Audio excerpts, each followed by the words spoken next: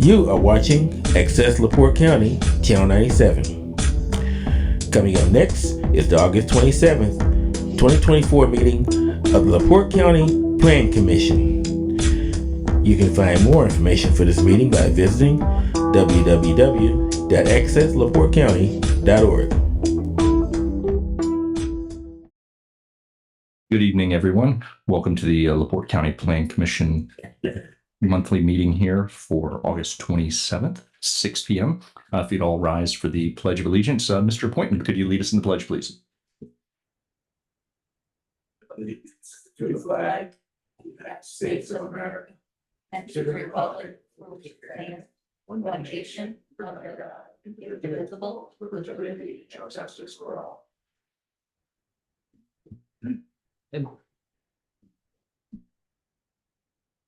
All right, thank you. Roll call, please. Joe Haney. Present. Harold Parker. Present. Earl Cunningham. Present. Rita Beatty. Present. Tony Hendricks. Here. John Carr. Here. Deb Vance. Here. John Watson. Here. Eric Poynton. Here. We have a quorum. Thank you. Next, we'll consider approval of our agenda for this evening. Make a motion for the approval of the agenda. Second.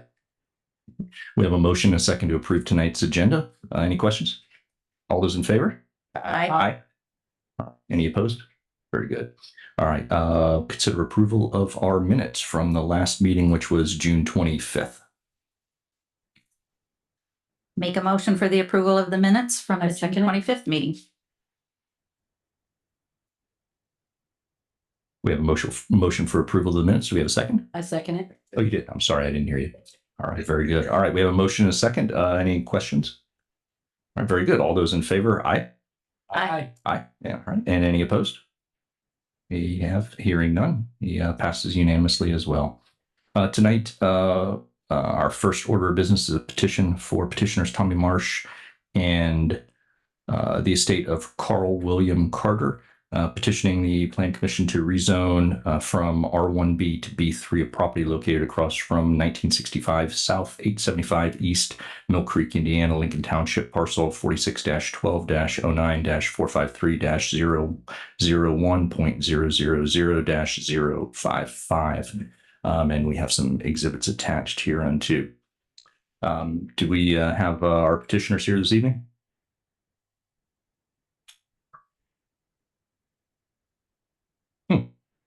Motion to table.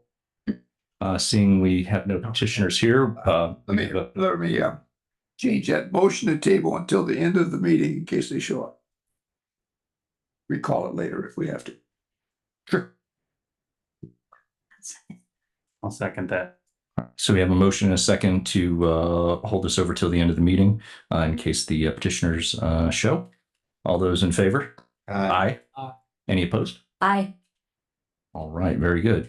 That passes. So now we're going to move on to old business, and our first item under old business is a public hearing to go over the updated solar ordinance draft that we have. So we're going to open the public hearing at this time. Mr. BG, all the notifications and everything else were sent out in timely fashion. Yes, we published in the newspaper for both issues that we're going to address tonight, and we've had a recent draft of the solar ordinance on the website, so everybody's had an opportunity to take a look at it. All right, thank you very much. Unless we have some, I know everybody on the board's had a chance, several weeks to review this, as has the public. Are there any board members at this time who have any questions before I call for any public comment? I just would like to remind everyone that we do have a 3-minute limit. Since everybody's had ample time to look it over, that we'd like to respect everybody's presence here this evening and time them for 3 minutes. Thank you, Ms. Beatty. Yeah, we want to make sure everyone who's here tonight who wants to speak gets a chance to speak. So we'll at this time, if there's no one else from the board right now, then we'll call for public comment here in regards to the solar ordinance draft. There will be a separate public hearing immediately following this for the solar moratorium. So if you have comments or anything regarding a possible moratorium, if you could save those comments till the that portion because that's a separate public hearing, and we're kind of stepping outside our normal meeting to hold this public hearing. We want to keep everything specifically on topic to what we're dealing with in this particular public hearing. So with that, Mr. Hollifield, please. Steve Hollifield, 6782 East 100 South Mill Creek.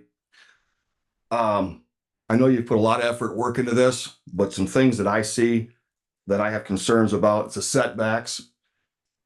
Other counties have 500 to 1,000 foot setbacks, and they're still getting these projects coming to their attention. So I don't think it's a setback. If we were to go larger setback, would give the people more privacy who are stuck in these areas.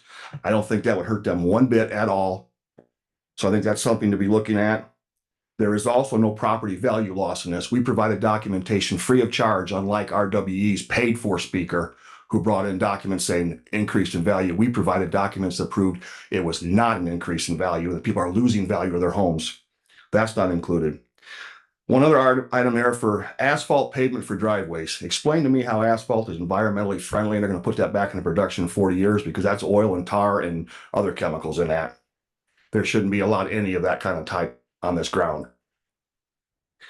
The topsoil, I don't think it addresses the issue. The topsoil is what we use to grow the crops. Without the topsoil putting back in there, we're not going to grow crops. And topsoil takes thousands of years to create. It doesn't happen overnight. And what's to say that topsoil won't be removed 20 years from now and sold off for some project? Again, we've reiterated over and over and over again for the last 6 months. We are never discussing or not saying, denying that you do not have the right to do what you want with your property, but solely in the Constitution where it says you have the right to devalue other people's property and take away their right to enjoy their property was what they purchased it for to live in the county and not inside of an industrial park. So I hope you guys look into this and don't pass this tonight and think heavily about some things that are being said. Thank you. Thank you.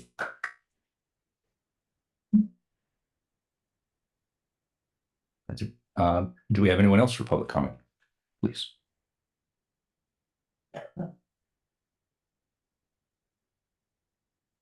Hi, my name is Lisa Dan.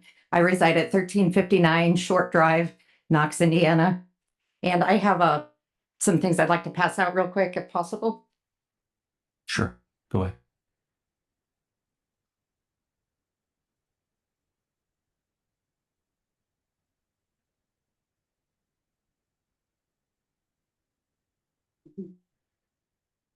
Thank you. Here for me to step Yeah. Probably for you, definitely easier. Thank you.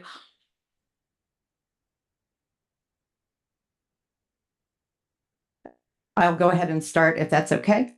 So I'm with the Center for Energy Education and just wanted to provide a little bit of information to help as you're making decisions on your solar ordinance, on moratoriums and that sort of thing in LaPorte County. So currently 16% of Indiana's electricity supply is imported from other states. With the number of data centers and other large power users throughout the state coming online, that number will increase exponentially over the next several years if we don't invest in ourselves through renewable energy opportunities in our communities. We know that utilities are becoming less reliant on fossil fuels, and as they continue to diversify their utility mix and reduce their carbon footprint, it is imperative that we become self-reliant through these renewable opportunities. In addition to the many economic benefits, one that particularly stands out is the additional revenue that these projects provide to our Indiana counties in the form of unrestricted revenue through economic development agreements between the county and/or city and project developers. Many of our more rural communities will certainly benefit from additional revenue. These funds may be used for many things that will improve the quality of life in communities, everything from tourism to K-12 programs to infrastructure to library and school improvements and improving broadband capabilities in rural areas. Another important point to make is the increased assessed valuation that these projects create. That equals decreased property rates for residents.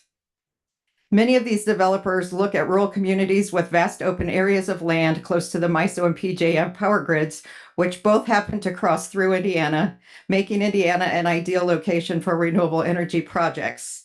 As a former economic development director in Stark County, I work closely with developers interested in locating in Stark County due to its rural nature, flat topography, and proximity to the MISO and PJM power grids. The first phase of the Mammoth Solar Project, the nation's largest project, that will eventually span 13,000 plus acres in Stark and Pulaski counties, has completed construction on the first phase and will begin commercial operations soon. In addition, construction of phase 2 of the Dunsbridge Solar Project is also nearing completion in Stark County, and a third developer is finalizing their permitting, which will lead the way for an additional project there. I'm not sure if anyone is aware, but renewable energy projects in White County, including wind and solar, literally saved Indiana Beach from closing. An Indiana icon that has been here for generations, which was on the verge of closing following COVID. The county provided a large monetary incentive, which came from revenue received from their renewable energy projects via economic development agreements. Today, Indiana Beach continues to thrive in White County. I just encourage the Plan Commission to adopt the ordinance based on the conditions of approval of the RWE Blue Stem Solar Project. Thank you. Thank you very Ms. Dan. much. Thank you.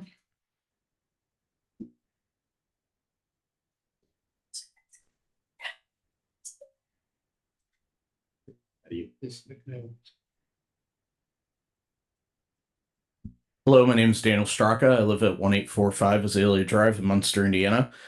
I'm here with the Land and Liberty Coalition. We're a project of the Indiana Conservative Alliance for Energy.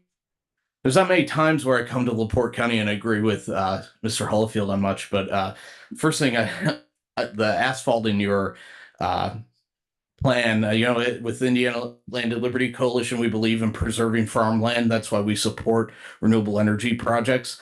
If asphalt is bad for the land, maybe it shouldn't be in your ordinance. As far as the setbacks go in your ordinance, I don't believe that any developer out there would have a problem with the current setbacks that you have in your ordinance. I'm pretty happy with them myself. However, I do believe that the 250 feet that you have from the property line rather than 250 feet from a dwelling is a little bit innocuous, a little bit too much for what we're doing here. If you're trying to protect the land of a property owner that is not participating in a project, I believe that 50 feet would be more than ample. That goes with the state guidelines, 50 feet from a non-participating property line, 250 feet from a non-participating dwelling. I think those numbers are more than ample and do the job of protecting both the property rights of participating landowners as well as non-participating landowners. I know it's been a long way coming in this county with these changes to your ordinance, as well as talking about renewables and solar for a very long time. Just want to say one thing. The farmers and landowners who want to use their land for renewable energy are using that to better their lives. It's not their neighbor's farmland. Their land is not the aquarium of a non-participating landowner.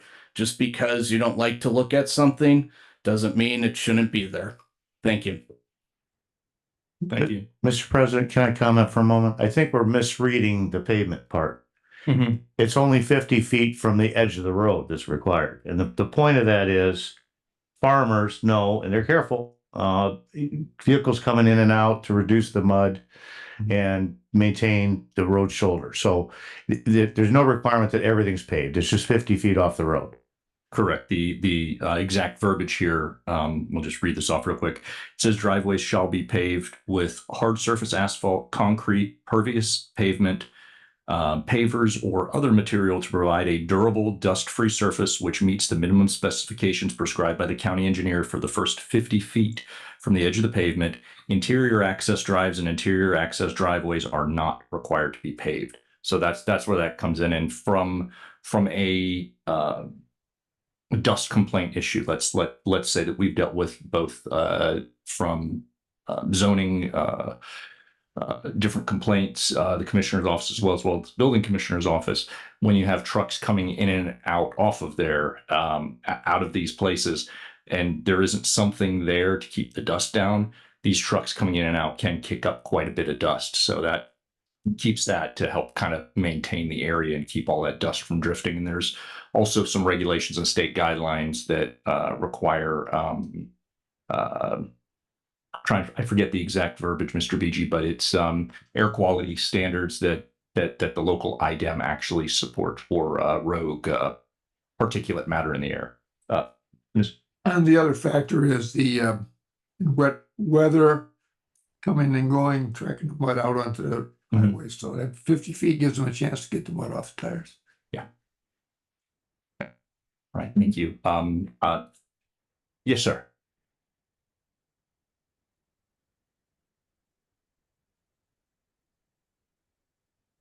Hello, my name is Joe Clemens. My property is 1785 South, 875 East.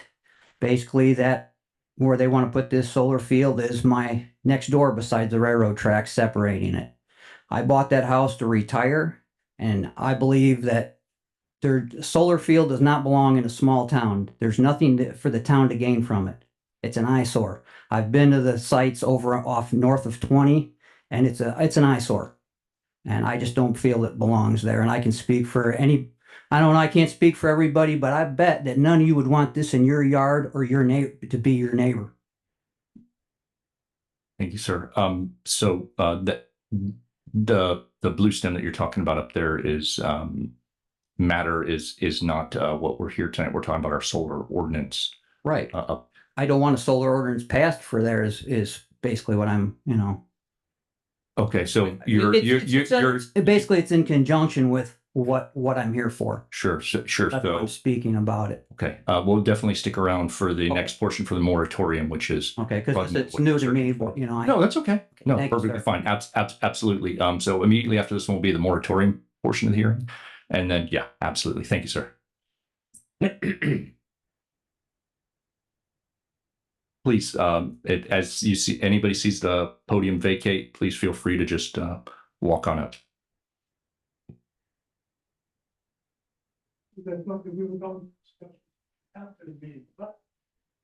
Participate.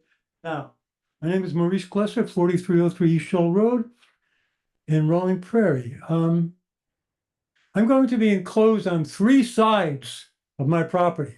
I think that's a little much. 50 feet off the road is not enough. To be enclosed on 3 sides is more than enough. And I was wondering also if the organization was going to compensate me for the difference in price when I do decide to sell, from now until the point of sale.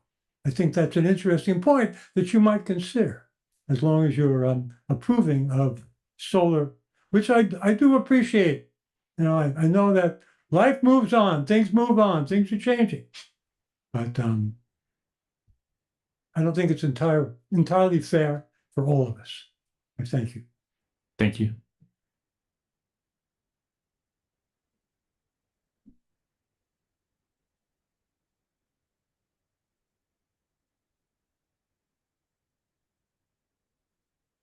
Is there anyone else who would like to speak here in person? Sir?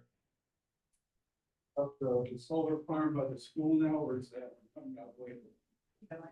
You need to come up with the microphone. The solar farm itself, you're talking about the Yes, that is not up for discussion. Right, so we're having a public hearing right now, specifically in regard to our solar ordinance draft. Okay, and you're talking about a moratorium, so that would that put a moratorium on this solar farm or what? So after this portion, there'll be a second public hearing in regards to a possible moratorium in the county on solar. But that'll be after this portion. This portion is just specifically in regards to our solar ordinance draft and any comments related to the solar ordinance draft itself, either for or against or any suggestion on how to improve it. So should I wait till it up, or can I speak now? If you want to talk about moratorium, if you want to wait until the moratorium portion, and there'll be another public comment period for moratoriums. Certainly. Absolutely. Okay, is there anyone on Zoom who would like to speak in regard to the solar ordinance draft? Anyone else here in public who would like to comment on the solar ordinance draft? Yes, sir.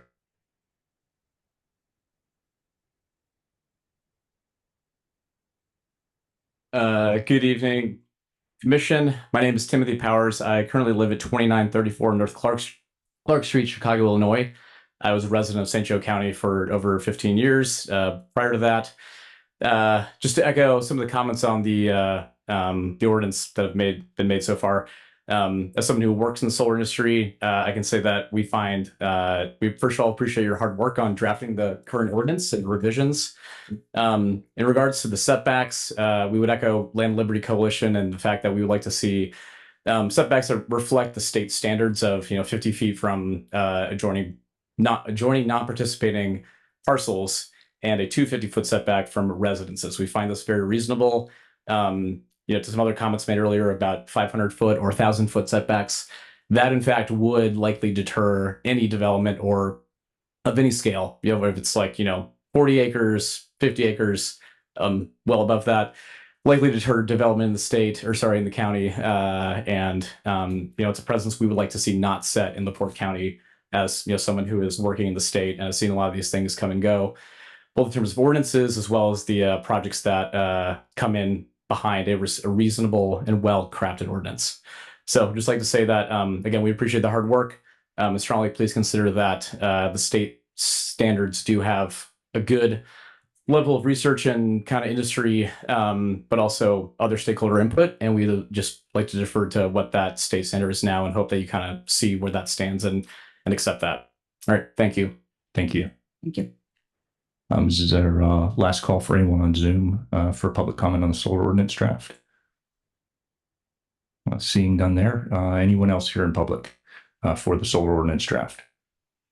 All right, I'm going to close public comment on the solar ordinance draft portion and open it up to board comments. Really quickly, I'll just kind of kick it off here. So as a solar committee, we were going through setbacks and trying to determine what would be the best median for both protecting the rights of folks who want to lease their land, because it's something to keep in mind is that the people who are farming this land are farmers. They've owned this, in some cases own, their families owned for generations. So we have to respect their rights as well as, just importantly, respecting the rights of the neighboring property owners. So as I was looking at kind of, and I don't want to speak for those others who were on the solar committee or what we've discussed up here, but as I was looking through some of the setbacks, I looked at certain things. So, for example, let's say you have a residential piece of property, for example, and you haven't quite built your home on it yet. So there's no setback from any resident. So you could, in the case of, for example, the gentleman who spoke earlier, get surrounded on three sides, have 50-foot buffer around your property line, and when you go to build your home, you're well within the 250 setback that would have been there if your home was actually built.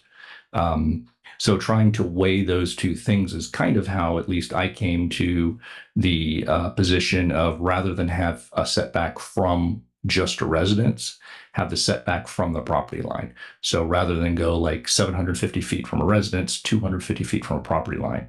That was kind of my thought, and obviously, all the members of the board here have their own thoughts and opinion. But that to me seemed to be a good way to juxtapose the rights of the folks who are leasing their land, as well as the folks who may own residential property that either do or already have a home or don't have a home built quite yet. There's a lot of folks who like to build a pole barn, for example, and they're saving up money to build their dream home, if you will, or the home that they're planning on retiring in, living in for the rest of their life, and they don't have that yet there. So I thought this was a good way, rather than trying to roll the dice, so to speak, putting it by the property line was a good compromise there. And it seems like that's kind of splitting the difference down the middle. And I know some of the solar companies aren't a fan of that. They would rather be able to get up a little closer, but at the same time, I view it as, I'm here to protect the 110,000 residents of LaPorte County first. And, the solar companies are they're companies. You know, I like companies to do well. I like flipping on the light switch and getting electricity. That's important to me. We got a new big data center coming in here from Microsoft. They're going to use a lot of power.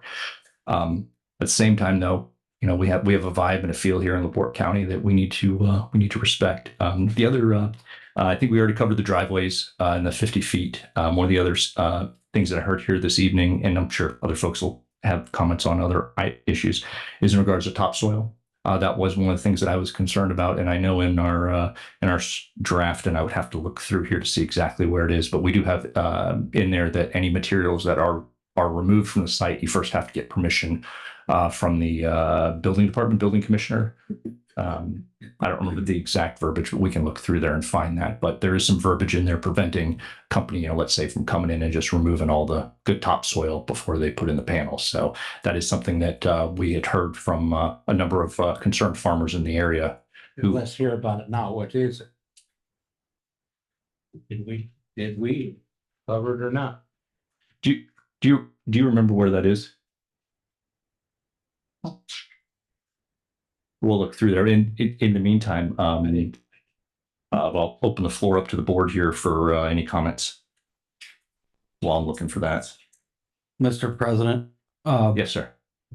In sections N and O, I was discussing with the county planner, it appears to be some redundancy that maybe those two could be combined. He mentioned it to me and I disagree. Okay. Because one refers to drainage infrastructure and one refers to damage to the SCS system itself. Same language, different, but we're talking about two different things, and I think they need to be set out separately. Okay, we'll strike that. And I'll just move on to clarification for the public. The Mill Creek School that the gentleman came up to talk about, that is a petition for a campground and it does not involve solar in any way. Two separate things, and that matter is tabled until later to see if the petitioner shows up. If they don't show up, it won't be on our agenda to discuss.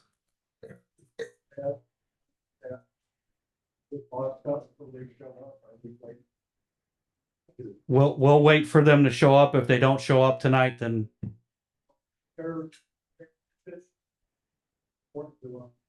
they should be here on time like everybody else is. So agreed. I kind of disagree with giving them the time to go up. Thank you. Well, sometimes with this traffic everywhere and all the roads, if they have to travel, sometimes we don't get the right time. So we can give them to the end of the meeting. If they don't show, then we'll do that. Thank you. Two more comments. Another clarification is the RWE solar that was mentioned. That is not going to be affected by any amendments that may or may not be passed here this evening or a moratorium because they have already petitioned and been through the process. So tonight's proceedings would affect any new solar development proposals going forward, just to clarify that for the public.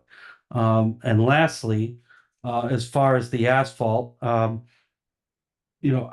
personally would be good with anything that would be considered a proper construction entrance approved by MS4. Doesn't necessarily have to be asphalt or paved. It could be number 2 stone on top of geomat fabric, as long as it is long enough to have enough revolutions to knock off mud to prevent tracking on the road. And also, like our president had alluded to, about the air quality control for dust. So we would be good with any approved construction entrance. It doesn't necessarily have to be asphalt. And that concludes my comments. I think you can probably tighten up I. Number 7, what? Yeah, under I on page 7. So at the top of page 7, under I, Councilman Cunningham just had a good suggestion to make that a little bit tougher. It should mean that, but I think adding the verbiage to I, of any materials removed from the site are subject to approval by the building commission? Well, if I may, I agree. I think we need to strengthen the language on that, Mm-hmm. but I'd rather put it on page 3D, environmental impact, and add a sentence at the end of that paragraph. I think that's a better place to put it. Is it where you're mentioning on I, that's only referring to around the panels? I'd like to be more general. Whole parcel. Yeah, the whole thing. We don't want somebody coming in and selling off all the topsoil and then Yeah. putting in them. So I would suggest, yeah, I would suggest saying something like, no soil material may be removed without the direct permission of the building commissioner. That way he has a control on it. Mhm. And Why wouldn't the owner be involved in that? well, we're not saying they can't be, but we're trying Then to put them in there. The building guy and the owner. Oh, okay, yeah, we can do that. The owner might want to sell off all the topsoil. He might want to. All right, That's a very good suggestion, Would Harold. that be through any time of the project, or would that be at time of application that would be discussed with the topsoil? I think that would be at any time. Yeah, and keep in mind too, all of these are gonna go for the BZA. Mm-hmm. And so the BZA, you can, if we haven't caught anything here, the BZA can add conditions, just like we did with the last project. Right? So no topsoil may be removed without permission from the building commissioner and the owner of the property. Is that good? That sounds good. Could we get a motion to make that official change? So moved. I second it. All right, we have a motion, a second to add that verbiage. Any questions? Very good. All in favor? Aye. Aye. Any opposed? Very good. Thank you. How about this? Where they want payment if their property's devalued. What would we ever do on that? Anything? I spent a lot of time on that. I don't know how we're gonna bond for something that we don't know what the dollar amount's gonna be, number one. Number two, if generally the general law, and I'm not diminishing any comments, but if let's take it out of solar context. Let's say one property owner does something to devalue the other property's owner. There's plenty of law covering that. There's no law covering the county somehow protecting specific property rights and ownership rights of value of owners. I think it's a quagmire, and I don't think the county's the correct entity to take care of that. I think we're gonna And where would you point them? to a private action between the two parties, because there's a ton of nuisance law. There's a ton of law on you, because you don't know what the issue is just from the solar farm, but there's plenty of law on diminution of property values. There's no law on the county enforcing diminution of property values on behalf of a private individual. And I'm not sure we could do it. And it will certainly be challenged if we try to do it. I've looked at it. I don't know frankly, how to draft it. I haven't seen it anywhere else.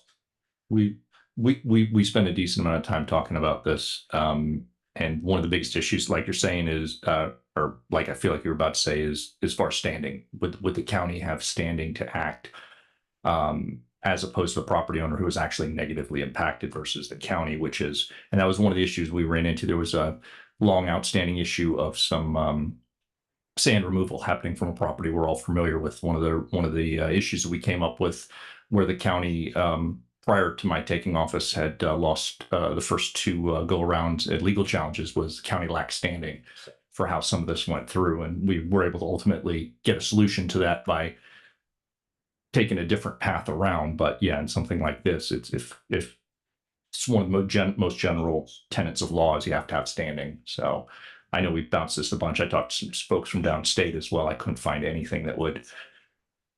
I do think bring it for us. Valid. It's a valid concern for sure. Yeah, it is. It's a valid concern. It's an absolute valid concern, but it kind of goes. Try to explain it another way. As a property owner, you have a constitutional bundle of rights. Okay, and you have a right to protect your property, and you have a right to not have your property harmed. The county doesn't own the property, so the county's rights are not the same set of rights that an individual property owner has. So the county can't just come in and enforce first of all, the county can't do something to directly affect someone's rights because that's unconstitutional. Okay, so that's its taking. But the county doesn't have the rights to enforce an individual's property rights. It just can't do. The courts won't let it do it. It's up to the individual to do it. So that's why I've looked at. I spent a lot of time on it. I don't see any way we can get anything that's going to be viable on that issue.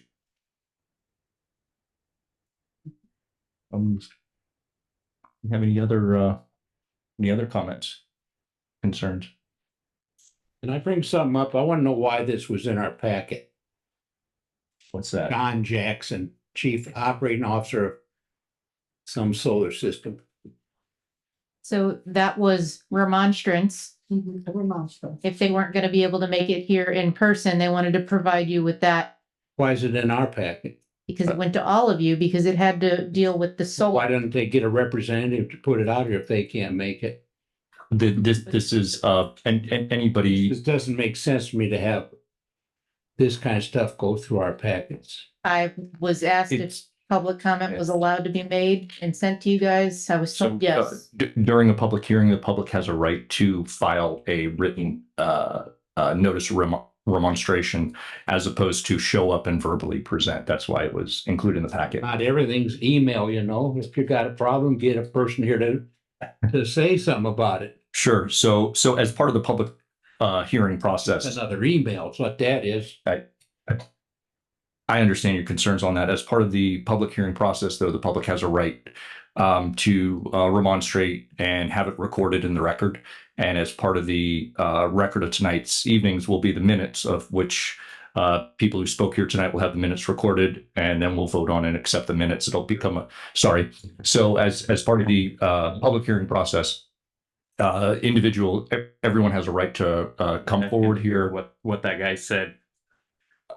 This is Page and a half. Yeah, this is pretty. it's a pretty. This is public record. I'm more than happy to release this, to anybody who wants to. And if you want to hang out after the meeting, you can look at it right here now, or we can get a copy of it and email it out or whatever.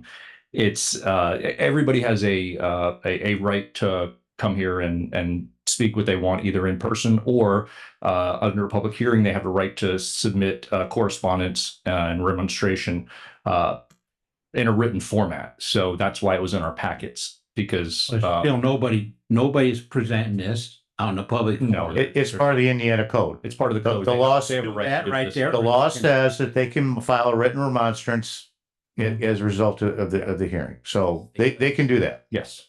Yeah. And we should have somebody to read them.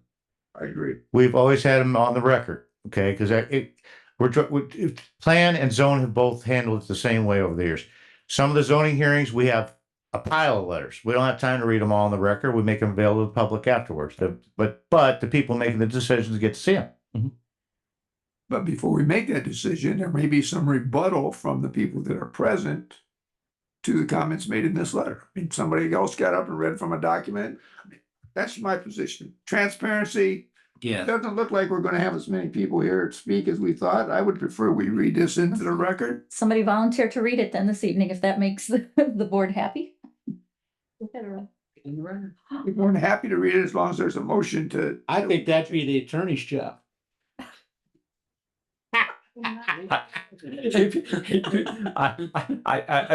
Without objection, please. I could certainly read it, but I want to make this clear.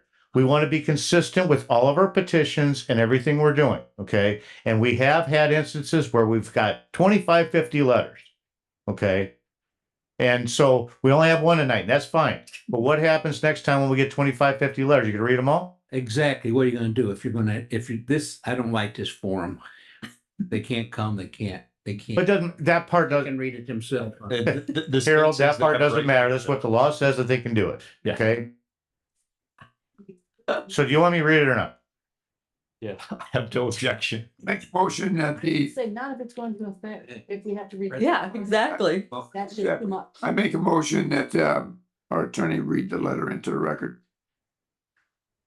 For this instance, would you like to add that? That's a one-off deal. I'll second that. If we're gonna do. That's a one-off deal. All right, so we have a second as well.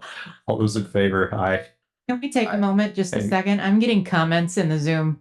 If they want to speak, they need to speak allowed during remonstrance. Okay? Just so you know. Is nobody hearing me? The law says that they can do this. Yes. Okay, so the comments don't matter. The law says they can file this with the office. Okay? All right, so yeah, in this one-off situation, please go ahead and read it so that everybody knows. Well, procedure, I think you took a vote. We did. Oh, you did? Yeah, yeah. I took a missed vote, it. and Okay. I All right.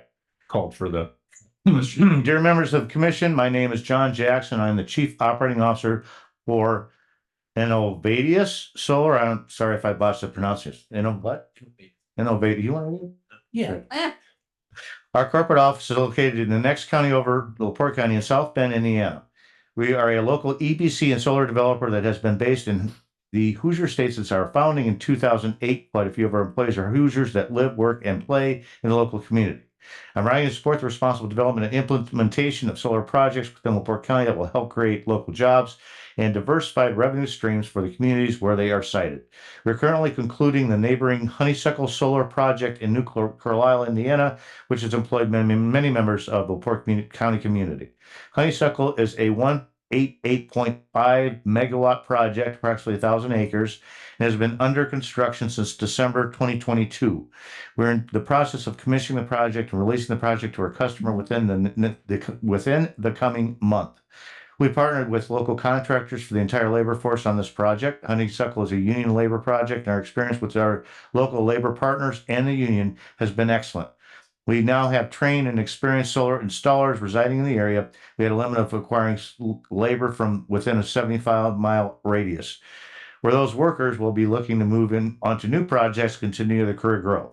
Future LaPorte County solar projects will provide the opportunity for contractors in the Hoosier State to work close to home and provide further financial benefits to their communities and workforce capabilities. The Honeysuckle Solar Project was, at peak, supported approximately 250 local workers at the site. These jobs include electricians, operators, installers, engineers, construction supervisors, and additional support personnel. Our experience has been positive in Northwest Indiana, as there is clearly a competent and accessible pool of labor in the area. Overall, the local contractors and local labor pool have exceeded our expectations, and our team is both optimistic and enthusiastic about future local projects to utilize this workforce. We ask that LaPorte County members take careful consideration in any conditions that would negatively affect the responsible and feasible development of solar projects. While I understand the concerns that communities may have around any kind of large energy development site in their area, I believe a moratorium would not, well, it's on a moratorium, but I'm just going to finish the letter.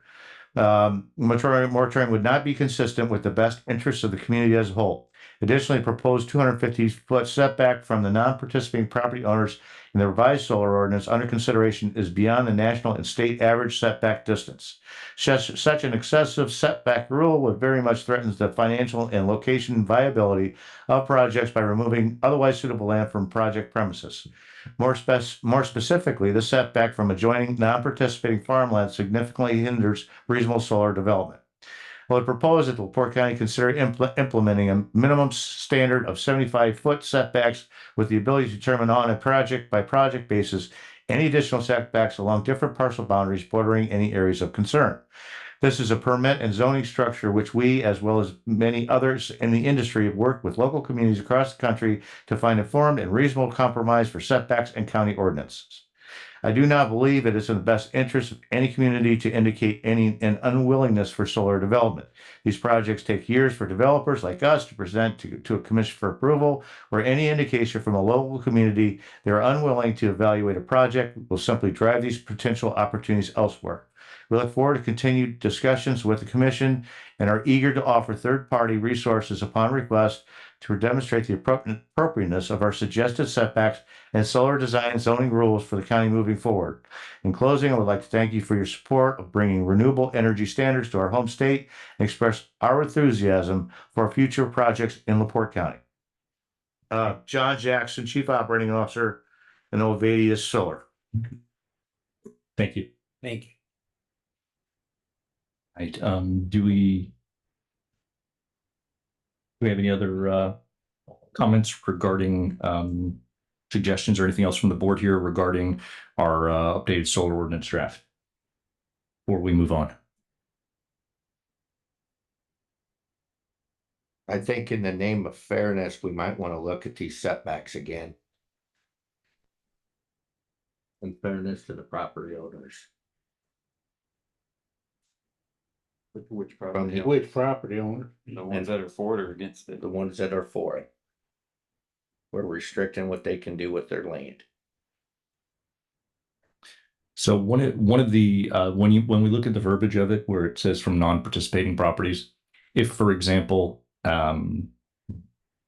someone adjacent to it wanted to, instead of if the solar company wanted to go to the neighboring property owner and say, hey, can we get you to waive your right to the 250 feet, become a participating property owner and give you compensation for it, they could technically do that if they wanted to. But this creates that basis between, at least for me anyway, it creates that basis between the distance, a setback between just a house and the actual where the panel's set versus the property line. And I think it splits that, at least for me anyway, and of course a lot of the conversations that we had, it splits that intermediate line of protecting the rights of both. That way, as I kind of said earlier, if somebody's got a residential piece of land and they want to build, that say they've got their pole barn on it, they're working on saving up money to finish to, build their dream home or whatever it is, that property owner would have no protections to that property if it was from a residence, because the residence hasn't yet been built yet, as opposed to having that 250-foot setback from the property line weighs both the rights of the individuals who want to lease their land as well as the folks who have no interest in solar. And if the neighboring property owner residential wants to waive some of that 250 feet, they're able to if they want to, but they're going to have to come to the solar company is going to have to come to them and let them agree to it if they wanted to. And if they don't, then the protections are in place for both sides. I think it's a good compromise between. So we've heard different numbers thrown out. 750 feet, 1,000 feet. To me, that 250 is a really good way to respect both sides and strike what I feel like is a pretty good balance. But again, I'm just 1 out of 9 here. Is our language clear enough that they can negotiate with the? If I may, I want to chime in procedurally. Mm-hmm. The Board of Zoning Appeals can adjust this. That's what they're for. Okay.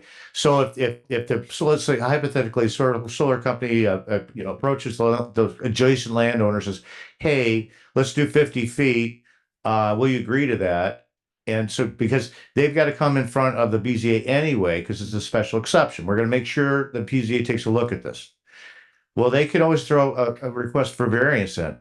All right, because that's what the BZA does. They make exceptions to the setbacks all the time. Okay, so exceptions can be made to the 250. And I'm not advocating either way, but I want to make sure everybody understands the procedural part of it. The 250 is not necessarily in cement. The BZA can adjust that. I think that's a good point, because as you travel around the county, and everybody here has seen where farmers have got soybeans within 3 feet of the pavement. They're farming part of our easement. And now we're saying, oh, but if you're going to farm the sun, you got to be 250 feet back. Well, I understand exactly where you're coming from. I think that's very important that you point that out. That if there are parties agree, they just come in and ask for the variance. Yeah. And it also kind of encourages the solar companies that are coming in to be good neighbors and reach out to the property owners ahead of time. And if the property owners agree to it, fine. If they don't, well, then they don't. That's okay too. It's up to the property owner. It gives at least a little bit more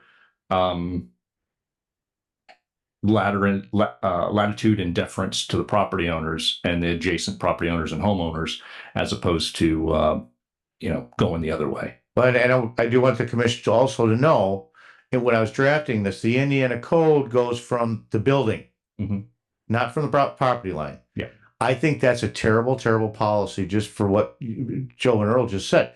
You're inadvertently affecting the adjacent property because of setbacks, and they may not be able to build. I think that's just terrible. That's why I chose to do property lines rather than follow the Indiana code on the building, the side of the building. Okay. Is the agreement? Microphone. From the property line. That's what we have written. Yeah. Well, that's what we're discussing. That's what we've drafted so far. Should there be company property owner? Okay. Looking forward to it. Well, first they're discussing it, but secondly, there's no public comments closed now. So for the record, I'm trying to keep a clean record. They're in their discussion. Okay. Yeah. And if you have questions after, I'll stay. Yeah, absolutely. Procedural question. If we wanted to adopt these new changes here tonight, do we need to close the public hearing first? Yeah, I suggest you close the public hearing. We've noticed up the public hearing on the moratorium. Mm-hmm. So procedurally, I would close this public hearing, open the public hearing on the moratorium, hear that, and then you could ask for whatever motions the board's inclined to make. Okay. Okay. Fantastic. Thank you. Yep. Do we have anything else before we close this and move on to the next? All right, very good. Then in that case, I'll entertain a motion to close the public hearing. Motion to close. I'll second. All right, we have a motion, a second. Any questions? All right, all those in favor? Aye. Aye. Opposed? All right, very good. The public hearing portion of the updated solar ordinance draft has concluded. Next, we'll be opening the public hearing of a large-scale solar ordinance moratorium draft. But before we open up for public comment, are there any comments from any board members who would like to open up with anything here tonight? All right, hearing none from the board, we'll open public comment on the large-scale solar ordinance moratorium draft. Steve Hollifield, 6782 East, 100 South. As I spoke before, many counties across the state have imposed moratoriums, some up to 2 years. I don't see there's any reason why we can't impose a 1-year moratorium minimum with the option to renew it in the future. If these things are so great and wonderful, they have no time waiting a little bit for it. Right now, currently, the county is looking at putting housing development coming in because of all the projects going to St. Joe County. I think a moratorium would help those developers know what's going on, whether or not they want to build a home here and all of a sudden the homes are useless because they're in the backyard of a solar property. One other thing I'd like to say, these are not farms. They plant nothing, they grow nothing, they harvest nothing. They use the word farm to try and get on our good side to make us put goody two shoes. So a moratorium, I think, is the smartest thing to go to slow these projects down. As Mr. BJ said, RWE already slipped under the rug and got in. But if these are so great, these companies will be waiting because in November this year, we have an election that's going to decide federal, state, and local. They may repeal all this green energy garbage, which, by the way, if you do the research on them, they're using our tax dollars for subsidies to make themselves profitable. They're not profitable on their own without the tax subsidies. So again, I hope you guys will impose a moratorium for a minimum of 1 year with the option to renew. Thank you. Thank you.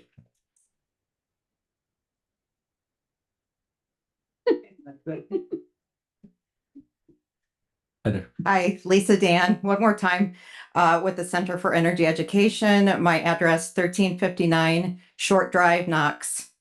So I just want to make one comment regarding farming and solar. There are a whole lot of things, it's called agrivoltaics, that you can plant under solar panels. And they're doing a lot of that down in Stark County. In fact, we've got one farmer building up his sheep herd to be able to do the mowing on the solar fields because, you know, it costs a lot of money to run gas-powered mowers. And if we can do these things organically, that's a great option. And there are many things right now that can be grown under the panels. So that's my bit. So thank you very much. Thank you.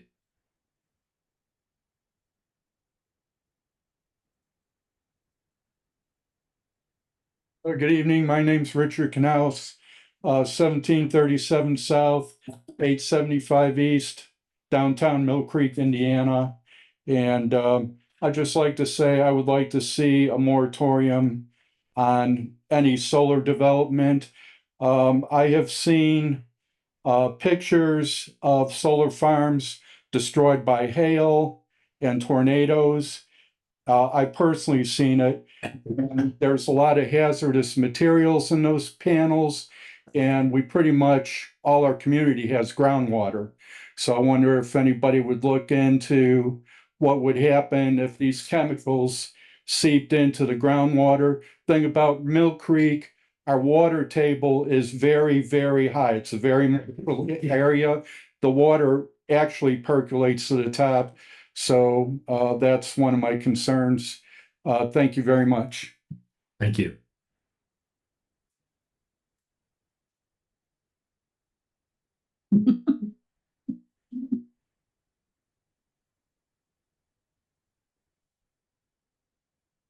Load on our equipment here, will you? Sorry. A little twitchy sometimes. My name is Daniel Straka, again, with the Land of Liberty Coalition, 1845 Azalea Drive, Munster, Indiana. A little bit of a hypothetical question here. What is the point of a moratorium? It's to take time to learn more and to gather information so that you can make a good decision for your solar ordinance, right? We just had a discussion on the solar ordinance. We also, a lot of us in this room know that we've discussed solar for the last 8 months here in LaPorte County. We opened up the discussion on a lot of different things involving solar development here in LaPorte County. There's no reason, in my opinion, for a solar moratorium here in the county. You've heard a lot of information. You've been given a lot of information from different organizations, different people, different companies. What is the point of a solar moratorium here in LaPorte County other than to stop development? For what? So these lights could turn off one day? Or do you want your lights on? Do you want to be able to use your technology? We are facing a shortfall of energy here in Indiana.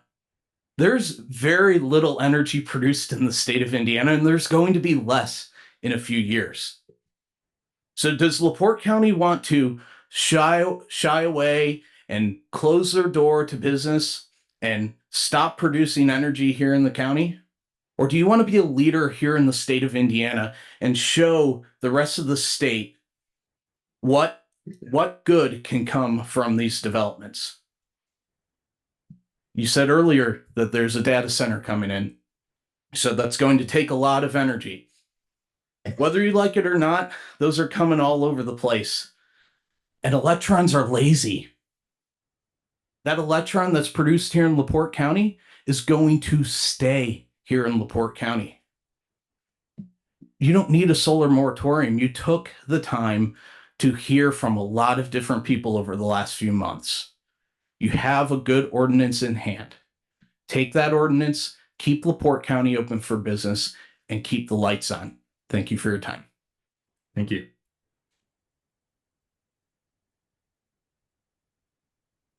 Moratorium isn't a end all as well. It's only a temporary thing. Like Mr. Hollifield said, we have an election coming up. We know we're getting at least one commissioner in LaPorte County. That's going to have a difference of opinion, possibly. It's a short-term thing to at least get past that, maybe get this project underway to see how this goes, things of that nature. I don't think anybody's shutting it out altogether. The mayor obviously always talks about expansion, and we know there's more talk of annexing farther north. They've annexed south for the data center. You can't shut down that as well. So I think it's to keep all options open. Joe Clemens, 1785, 875 East Mill Creek. I'm not opposed to, progress and, saving energy, but to me, basically the solar farms are basically just revolve around money and greed. Indiana's always been a farming state. I'm old school, and I believe that Indiana should stay with the farm ground and not have to give everything up. I think there should be some restrictions because all these farmers and property owners are logging out. There's just less and less farm ground, and that's going to affect our food table. So I believe that, there should be more restrictions. It shouldn't just move in, oh, we're going to move into the next state or the next county. It's not ours. We don't live there, but it's no different than, the wind farms that they have, going down south, I guess, and, Wisconsin, and all that's being piped to California, but yet they still don't have enough power. So that tells you there's a problem there. It's just about money and greed. So that's all I have to say. Thank you, sir. Thank you.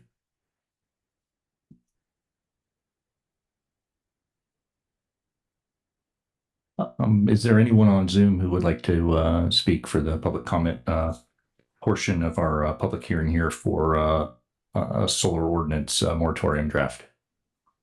I would like to try. Yes, sir. Go ahead. Yeah, my name is Chris Williamson, 4102 South State Road 104. We've been basically doing this for months and months, and you can see that all of this is supported by outsiders from the solar companies. I believe there's a need for a moratorium, and I really think that it really all bases on what the county's land development plan is. And it needs to be thoroughly updated because we have no idea what we're doing. When it was developed, it estimated approximately 5,000 acres would be needed for residential property by 2030. And now with the unfortunate loss of over 3,000 acres to RWE, I think there needs to be a cap and a collar on all of it. And it needs to start with the land development plan. And I don't see how anyone can pass a solar ordinance without being in accordance with the land development plan. And I think there needs to also be a maximum size as well as a hard stop on the total acreage allowed within LaPorte County for large-scale solar and BESS projects. Okay, we have a BESS project going in right now, very, very close to where I live, that they're going to have 140 semi-trailers full of lithium batteries. Okay, now that got through the BZA, special acceptance. And I want to congratulate Steve Hollifield for his utmost, concern for residents, because we did present over 60 pages of written proof to the BZA of many, many, many properties that lost value when solar panels came close to them. Actually, within 3 miles, they lost value. And it was documented historical evidence. And why that got swept under the rug, because of the special exceptions ordinance, it says specifically that no loss of value. And that just got swept under the rug. It's not being addressed tonight. It hasn't been addressed in the past. And that's my primary concern. Okay. I'm not a farmer, and I know they need topsoil, and I know you're going to destroy thousands of acres, and you're going to destroy LaPorte County. But please help us. That's all I'm asking. Okay, I have to agree with the guy in a blue shirt on the end. This isn't the end. Okay, this is what we need to think about is our life and the life of our county and our well-being. And that's all I have to say. Thank you. Thank you. Is there anyone else on Zoom who would like to speak? Seeing or hearing anyone? Is there anyone else here in person who'd like to comment? All right, one last call for a public comment under this. All right, seeing none, I'm going to close the public comment portion of this and open up the discussion for the board.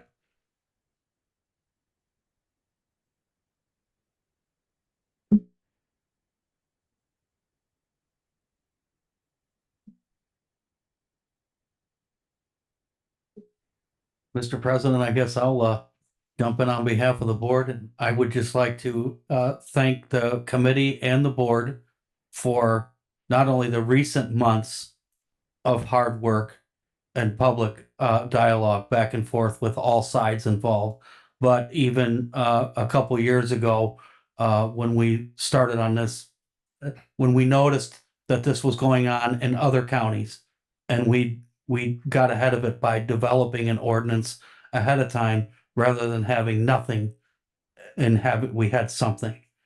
So I think a lot of work has been done by the board, by the committees, by the public, by special interest on all sides of this.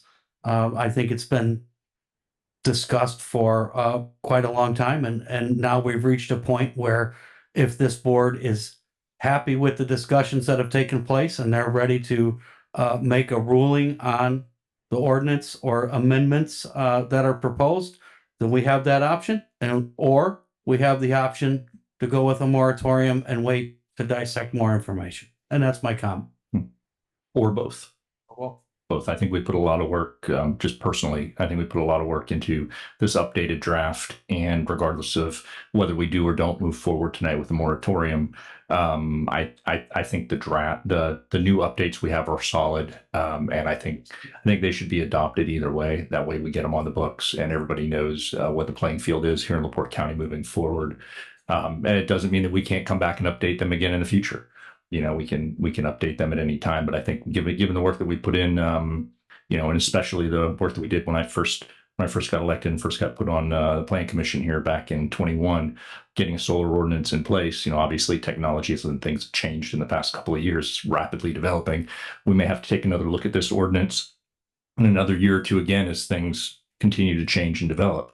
But having that in place saved us a whole lot of grief, because if we didn't, when RWE came in here, or you know whoever it would have been, that you know we would have gotten caught with the proverbial pants down, versus at least being able to have some restrictions in place to really prevent what could have been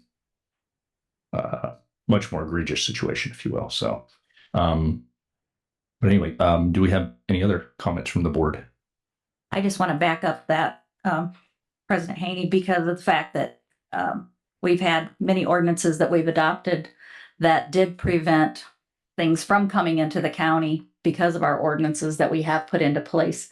It's not the fact that we're restricting anything from coming, it's the fact that we're making them liable for what we've put in place to hold their feet to the fire on that. So it has protected us quite a bit on a few other ordinances that we brought in the past few years. Absolutely. Absolutely. You know, LaPorte County is opening and welcoming, but at the same time, you have to be respectful and responsible and good neighbors. Absolutely. Any other comments in relation to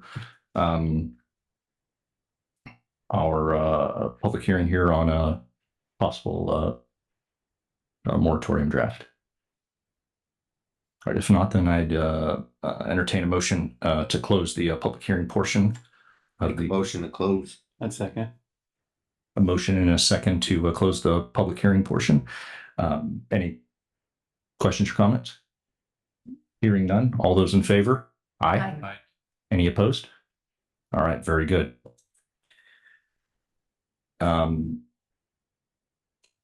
Briefly here, I don't believe the petitioners, Tommy Marsh or Carl Cardner are here. No. So I would entertain a motion to appropriate motion just to table that. You could table it, or you can dismiss it. They still have a remedy in front of the BZA. I can't comment any further than that, but sure. They could request a variance rather than a zone change. I make a motion to dismiss it. Second. A motion and a second to dismiss the petition of Tommy Marsh and What's that do? Throw it out? Or do they got to start over? That takes it out of the Plan Commission, and they can file for a zoning variance with the Board of Zoning Appeals. And the standard there is a little bit lower than it is here, so it's a little easier to get there. Okay. Thank you. Yeah, we're only gonna do it once. That's why I said that. Yeah, there'll be notice and there'll be hearing. You'll be able to talk.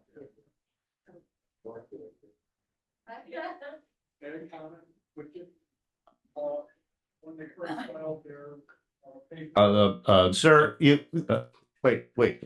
There's nothing in front of the planning commission, period. Okay, so we can't take remonstrance. You can't talk if they can't talk. It's a process issue. Then they took, I saw the courtesy to be here on time. Let's have. So they filed before and they didn't do paperwork right. They filed again and they're not here. And we're here, so that's all I have to say. Thank you. Sure. Yes. So right now we have a motion to dismiss and a second. Do we have any other comments or questions before I call the question? All right, then all those in favor? Aye. Any opposed? All right, very good. Unanimously dismissed, excuse me. All right, very good.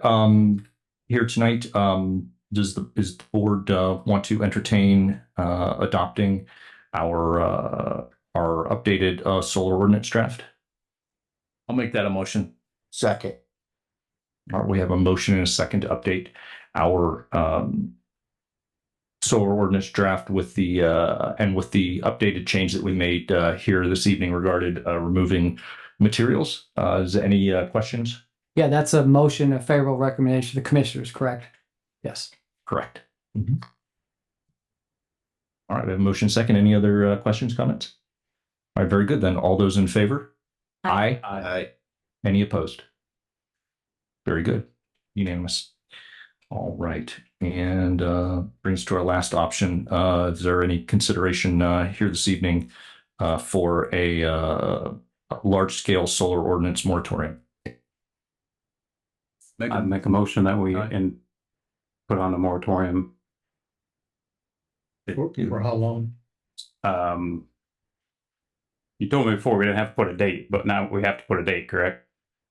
Or I'm not sure what we're doing. If we pass revisions to the solar ordinance, how are we going to pass revisions to the solar ordinance and impose a moratorium at the same time? Well, moratorium it also stops new.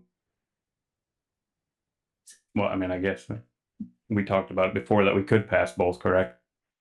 No, I told you I could procedurally advertise for both depending on what the commission does. But it doesn't make any sense to me to pass revisions to solar ordinance and then impose a moratorium. I don't get it. I withdraw my. I mean, it could go. Depending on the pleasure of the board, it could go either direction. So I just wanted to open it up to the board as as we're winding down the meeting here. If someone wanted. Well, we got to vote on it now. So, I mean, I withdraw my motion. It goes to commissioners for the final decision one way or another. But I mean, it's fine if you want to make that motion, or if you want to withdraw it, it's fine either way. It's just I just wanted to put it out there to make sure that everybody on the board had an equal opportunity for anything that they had here motion wise. That's all. Again, I just trying to dot all my I's and cross all my T's. That's all. Very good. All right, then. Do we have anything else before? So is the moratorium off then, or is it still on? Make a motion to cancel the moratorium. Deny. I'm sorry. It was a motion to deny the moratorium. Lift. We don't have one in place, so do we need a? I think the motion would be to reject the proposed. Okay. Moratorium. Proposed moratorium. All right, so we have a motion from Mr. Carr to reject the proposed moratorium. Second. And a second. All right, do we have any comments? Well, I thought we Questions wanted to for get past the election is what we want to do, see where the funding was, so we didn't have a bunch of stuff going. And then if the other party gets in and defunds everything, do we want a bunch of stuff on the books? That's really not how the process works. I mean, we've already had an election, I believe, 2 years ago, and then another one 2 years before that. So, I mean, I don't know if you want to punt it to November or punt it to 2 years or to whenever your favorite elected official gets into office. But it's getting kind of ridiculous is the amount of time that we're spending on a solar ordinance that we passed 2 years ago. Well, we've got an awful lot of money that came in through this last administration, last 2 or 3 years. awful lot. And if it dries up too fast, the county won't be ready for it. We're dealing with the more. It happened in the eighties. Same thing happened. All got going and all of a sudden we hit the eighties and hit the brakes. And the mill shut down essentially over in Porter County and all that stuff went the other way. I'm just saying, be careful how fast you bring in that much money. And every institution out there has been told to get out and buy as much as you can before they lose their credit. So I'm just. Thank you. Do we have any other questions on the motion before us or comments?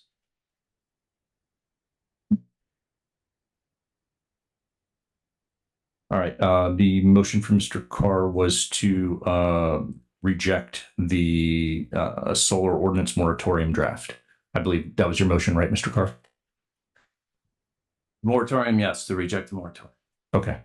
All right. That's what's before us. No other questions? Yes, it was seconded by Mr. Wilson. All right. We have a motion and a second. All those in favor of rejecting. I would like to read the roll. Because it's hard when you guys all say it at the same time to catch all of you.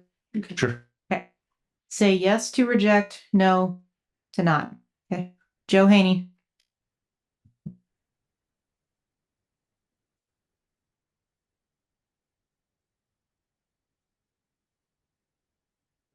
Yes.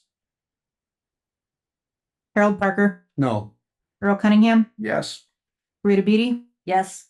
Tony Hendricks. Yes. John Carr. Yes. Deb Vance. Yes. John Watson. Yes. Eric Poynton. No. The yeses have it to reject. Thank you. Is there anything else before us here this evening?